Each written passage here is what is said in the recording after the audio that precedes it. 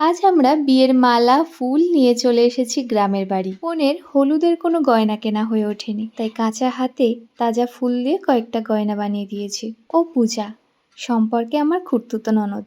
এই হলো ওর সম্পূর্ণ বিয়ের সাজ। কেমন লাগছে তোমরা জানিও। বিয়েটা কেমন দেখতে দেখতেই কেটে গেল। এখন বিদায়ের পালা। এই সময়টার কষ্ট কেবল একটা মেয়েই বোঝে। সোনামা কিন্তু কাঁদছিল, যেই ক্যামেরা করলাম অমনি হাসছে। বাবা মা ভাই কাকু সবাই একে একে যখন বিদায় জানাতে আসছিল, মেয়েটা বারবার অজ্ঞান হয়ে যাচ্ছিল। আমি ভাবছিলাম আমার সময় যদি এমন হতো আমি কি করতাম। এখানে এখনো পালকির প্রচলন আছে, ওকে সবাই জোর করে পালকিতে তুলে দিচ্ছে। আমি অবাক হলাম, একে মেয়েটা কষ্ট পাচ্ছে, তার উপর কিভাবে পালকিটা দোলাচ্ছিল। পর একটা সময় পর পালকিতে চেপে বর বউ বেরিয়ে গেল, সঙ্গে বাজনা পার্টিও। বাড়ির সবাই আর গ্রামের লোকজন পালকির পিছনে ছুটে যাচ্ছে ওদের এগিয়ে দিতে।